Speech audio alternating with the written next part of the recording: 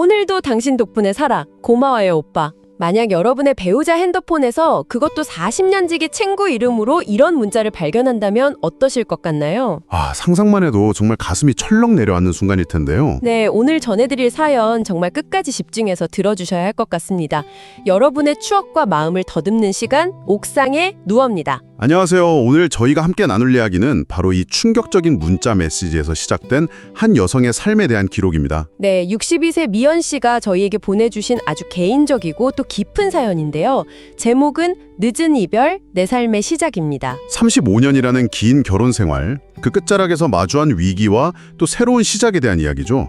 평범한 일상 아래 감춰져 있던 진실, 그리고 그 안에서 자신을 찾아가는 여정인데요. 맞습니다. 오늘 저희는 미연 씨의 시선을 따라서 그 복잡하고 때로는 고통스러웠을 시간들을 함께 걸어가 보려고 합니다. 미연 씨의 감정선을 오롯이 따라가며 그 이야기를 생생하게 전해드리는데 집중할게요. 네, 그럼 이야기 속으로 들어가 볼까요? 시간은 미연 씨가 62세 되던 해로 거슬러 올라갑니다. 남편 형석 씨와의 결혼 생활, 벌써 35년 차였죠. 사연에 따르면 뭐 큰 문제 없이 남들 사는 것처럼 평범하게 살아왔다고 생각했대요. 특별히 다툼이 잦거나 사이가 나쁜 것도 아니었고 그냥 그렇게 세월이 흘렀던 거죠. 그러던 어느 날 저녁이었어요. 거실 소파에 앉아 있는데 식탁 위에 놓인 남편 핸드폰 화면이 딱 켜지면서 알림이 뜬 거죠. 네, 무심코 시선이 갔는데 발신자 이름이 윤화숙. 미연 씨와는 정말 오래된 40년 지기 친구의 이름이었어요. 40년 지기라 정말 가족만큼이나 가까운 사이였겠네요. 그렇죠. 학창 시절부터 모든 걸 공유하고 서로의 집안 대소사까지 챙기던 그런 친구였는데 그 친구 이름 아래 이런 메시지가 적혀 있었던 거예요. 오늘도 당신 덕분에 살아. 고마워요, 오빠. 오빠라니, 친구인데 그것도 남편한테. 이건 정말... 네, 미연 씨는 그 순간 세상이 무너지는 것 같다고 했어요. 머릿속이 하얘지고 손이 막 떨려왔다고. 근데 여기서 미연 씨의 반응이 좀 뜻밖이었어요. 보통은 바로 남편을 깨우거나 아니면 친구에게 전화를 걸거나 할 텐데 그렇지 않았나요? 네, 오히려 첫 반응은 설마 윤아숙이 내 친구가? 아니야, 뭔가 잘못된 걸 거야. 이런 부정이었어요. 믿을 수가 없었던 거죠. 40년 우정인데. 그럴 수 있죠.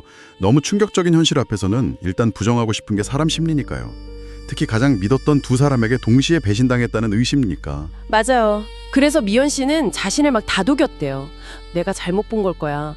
화숙이가 남편한테 오빠라고 부를 때도 있었나? 그냥 고마운 일이 있었겠지 하면서요. 심지어 그 문자를 그냥 지워버렸다고 합니다. 지워버렸다. 덮어두고 싶었던 거겠죠? 그 순간의 진실을 마주할 용기가 없었던 걸 수도 있고요. 네. 하지만 한 번 본 그 문자는 머릿속을 계속 맴돌았겠죠. 애써 외면하려 해도 의심의 씨앗은 이미 뿌려진 거니까요. 그쵸. 그리고 아마 그때부터 남편의 행동 하나하나가 다르게 보이기 시작했을 거예요. 이전에는 무심코 넘겼을 일들도 아니나 다를까 며칠 뒤부터 남편 행동이 좀 이상해지더래요. 갑자기 핸드폰에 비밀번호를 설정하고 전에는 안 그러던 사람이 주말마다 등산 간다, 친구 만난다 하면서 외출이 잦아진 거죠. 이건 정말 의심을 확신으로 바꾸게 만드는 행동들이네요. 너무 티가 나잖아요. 그렇죠. 미연 씨의 불안감은 점점 커져만 갔고 내가 그때 문자를 잘못 본 게 아니었구나 하는 생각이 강하게 들기 시작했대요. 결국 며칠 밤을 고민하다가 결심을 하죠. 다시 핸드폰을 확인하기로요. 네, 남편이 깊이 잠든 새벽 시간을 기다렸어요. 떨리는 손으로 남편 핸드폰을 집어들고 학창 시절부터 모든 걸 공유하고 서로의 집안 대소사까지 챙기던 그런 친구였는데 그 친구 이름 아래 이런 메시지가 적혀 있었던 거예요. 비밀번호를 풀어야 하는데 뭘로 바꿨을까? 이것저것 눌러보다가 혹시나 하는 마음에 자기 생일을 눌러봤더니 열리더래요. 자기 생일로? 뭔가 의미심장하게 느껴지기도 하네요. 그러게요. 그리고 그 안에서 미연 씨는 판도라의 상자를 열고 만 거죠. 친구 윤아숙과 주고받은 수많은 메시지들. 그냥 안보 정도가 아니었어요. 어떤 내용들이었나요? 차마 입에 담기 힘든 애정 표현들, 둘만의 은밀한 약속들, 심지어 같이 여행을 다녀온 정황까지. 날짜를 보니 최소 반년 이상 관계가 지속된 것으로 보였고요. 반년 이상. 그것도 40년 지기 친구와. 이건 정말 배신도 이런 배신이 없네요. 미연 씨는 그 증거들을 하나하나 확인하면서 온몸에 힘이 빠져나가는 걸 느꼈다고 했어요. 그런데 여기서 또 한 번 미연 씨가 느낀 첫 감정이 우리가 예상하는 격렬한 분노나 서운함이 아니었다는 점이 중요해요. 그럼 어떤 감정이었죠? 사연에 따르면 그냥 아주 차갑고 깊은 체념. 아, 내가 이렇게 끝나는구나 하는 생각이었대요. 마치 오랫동안 예감해왔던 일이 드디어 현실이 된 것처럼 담담하게 받아들였다고 할까요? 체념이라 35년 결혼 생활 동안 혹시 뭔가 쌓여왔던 게 있었을까요? 겉으로는 평범해 보였지만 속으로는 이미 관계에 대한 어떤 회의감이나 지친 마음이 있었던 걸 수도 있겠네요. 그럴 수도 있겠어. 어쩌면 미연 씨 자신도 모르는 사이에 이미 마음속에서 남편과의 관계가 조금씩 정리되고 있었는지도 모르죠. 그래서 이 배신이라는 사건이 그 마지막 확인 도장이 된 걸 수도 있고요. 그 긴 세월 동안의 무력감 같은 게 한꺼번에 몰려왔을 수도 있겠고요. 어차피 이렇게 될 관계였나 하는 생각 같은 거요.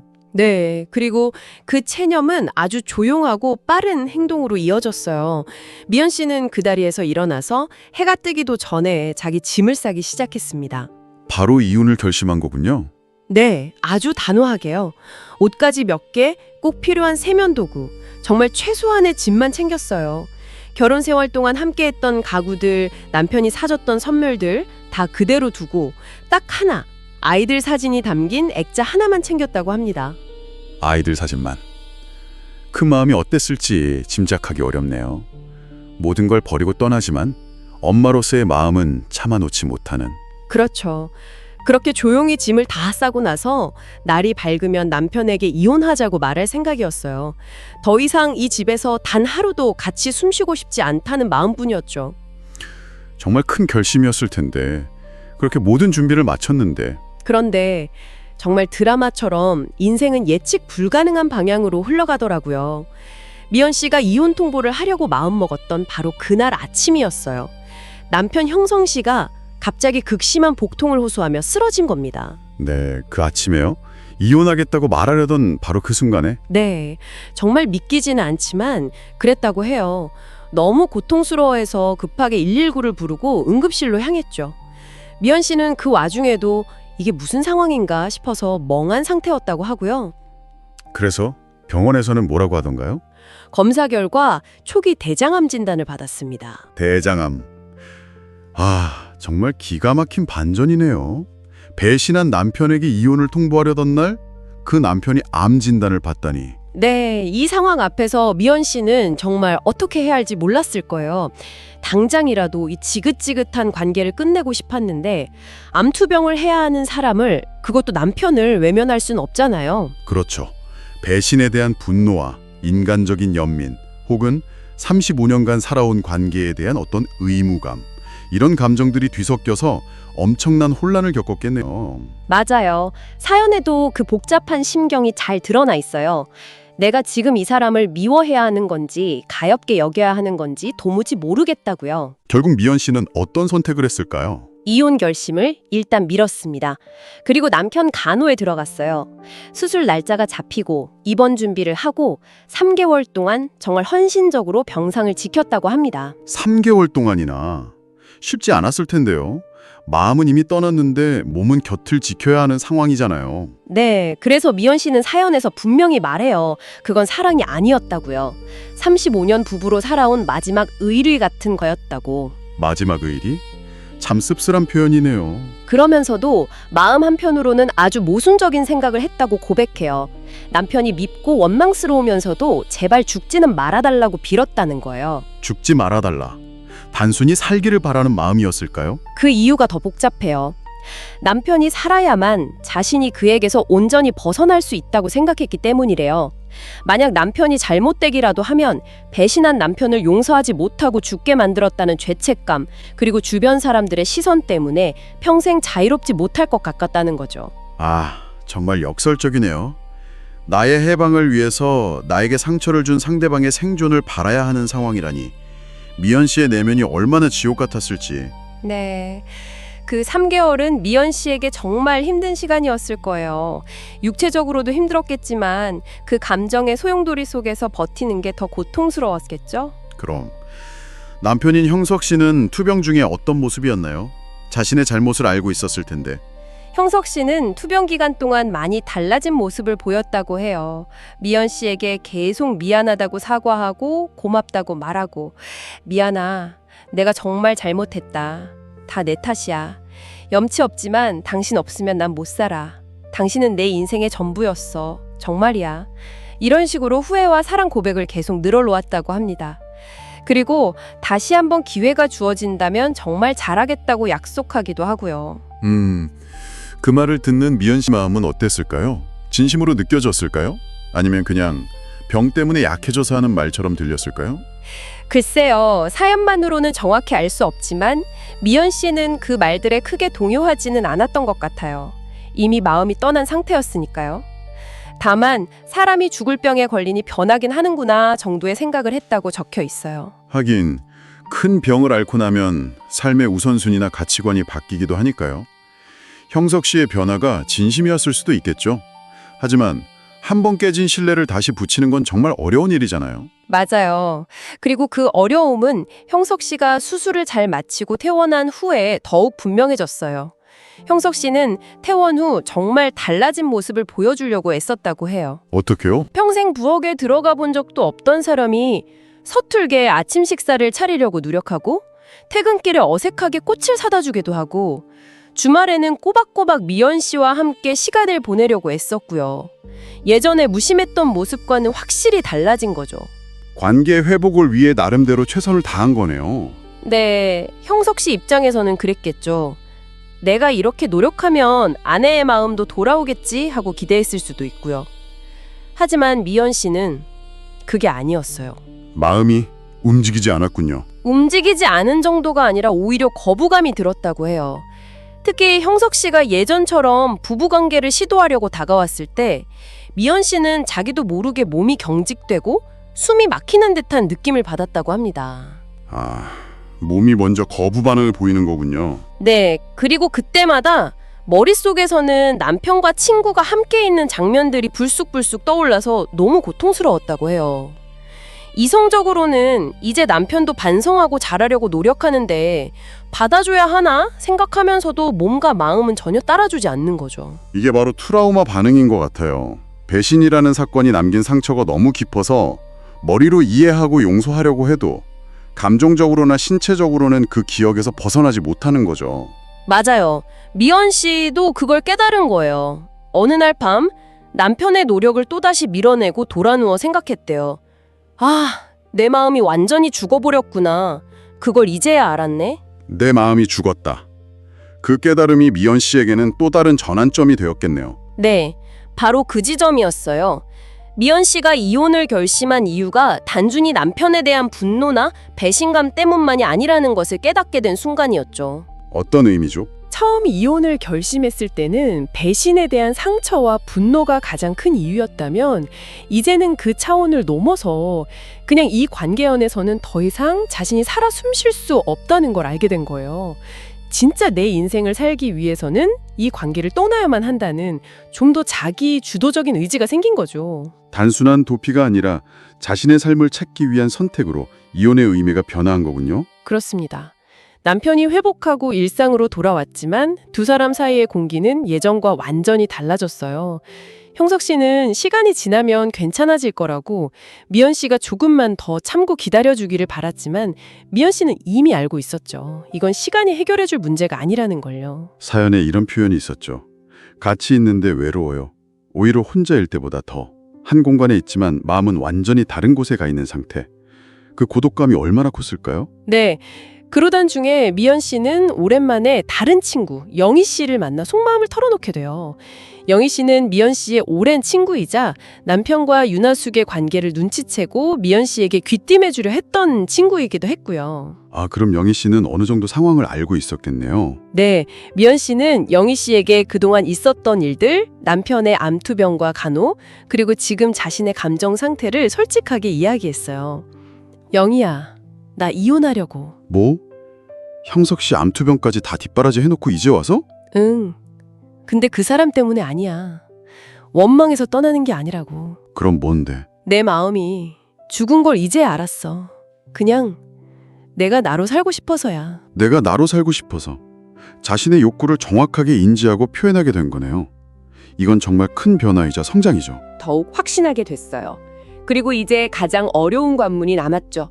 바로 자식들에게 알리는 것이었습니다. 다 큰 성인 자녀들이라고 해도 부모님의 이혼 소식은 충격적일 수밖에 없죠. 네, 미연 씨에게는 아들이 둘 있었는데 주말에 아들 내외를 집으로 불렀어요. 그리고 어렵게 입을 열었죠. 엄마, 아빠, 이제 각자의 길을 가기로 했다고요. 아들들의 반응은 어땠나요? 처음에는 당연히 충격을 받았죠. 왜 이제 와서 그런 결정을 하시는 거냐? 아버지 암투병 하실 때 그렇게 고생하셨으면서 라며 당황스러워했다고 해요. 미연 씨는 그저 담담하게 설명했죠. 더 이상 부부로 사는 것이 서로에게 행복하지 않다고. 쉽지 않은 대화였겠네요. 미연 씨도 마음이 무거웠을 거고요. 네, 그날은 그렇게 무거운 분위기 속에서 헤어졌는데 다음 날 아침이었어요. 큰아들에게서 전화가 온 거예요.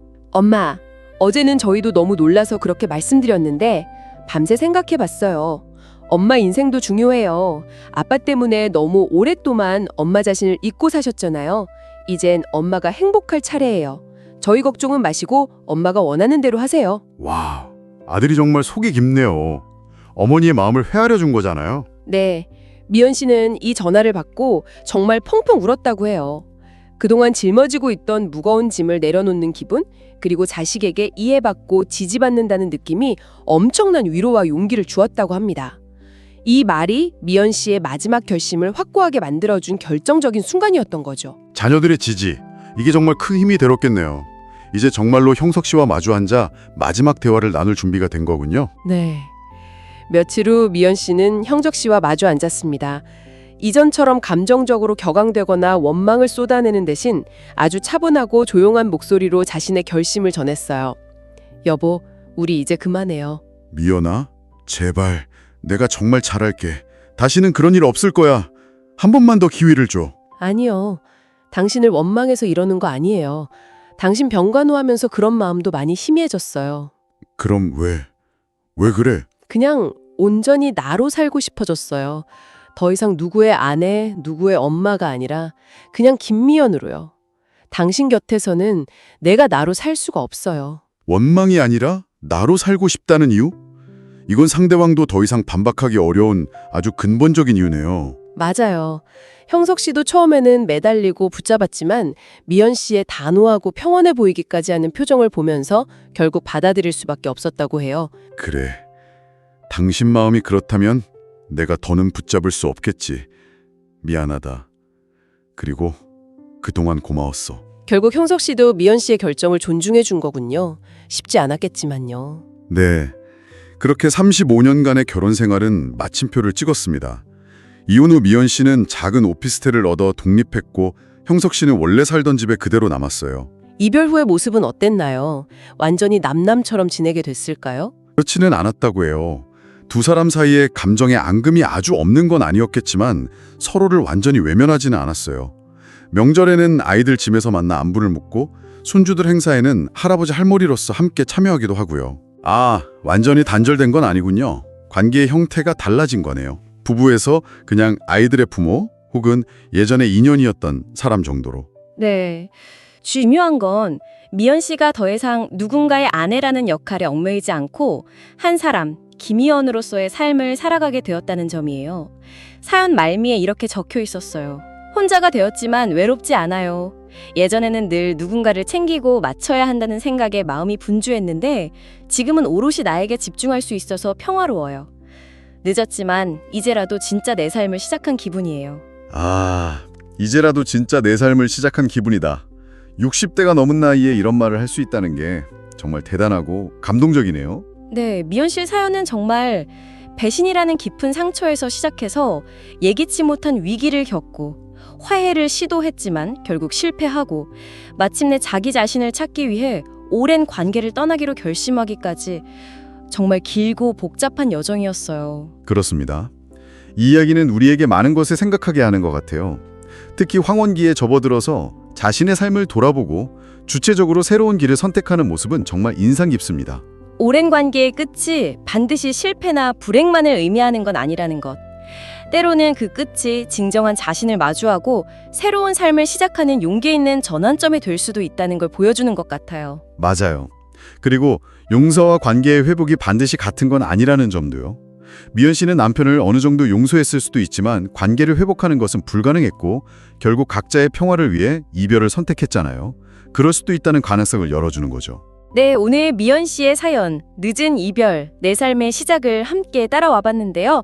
이 이야기가 여러분 각자에게 어떤 울림을 주었을지 궁금합니다. 사연을 보내주신 미연님께도 이 자리를 빌려 깊은 감사와 응원의 말씀을 전하고 싶네요. 앞으로 펼쳐질 미연님의 삶이 온전히 자신을 위한 시간들로 채워지기를 바랍니다. 오늘 이야기 어떠셨나요? 어쩌면 비슷한 아픔이나 고민을 안고 계신 분들도 있을지 모르겠습니다. 이 사연을 통해 여러분은 용서와 관계의 회복이 반드시 같은 의미는 아닐 수도 있다는 점, 그리고 때로는 나 자신을 위해 어려운 선택을 하는 것이 필요할 수도 있다는 점에 대해 어떻게 생각하시나요? 한 번쯤 조용히 스스로에게 물어보는 시간을 가져보시는 것도 좋을 것 같습니다. 네, 오늘 저희가 준비한 이야기는 여기까지입니다. 저희 옥상의 누워는 언제나 여러분의 이야기에 귀 기울이고 있습니다. 오늘 이야기가 마음에 드셨다면 구독과 좋아요 꼭 눌러주시고요.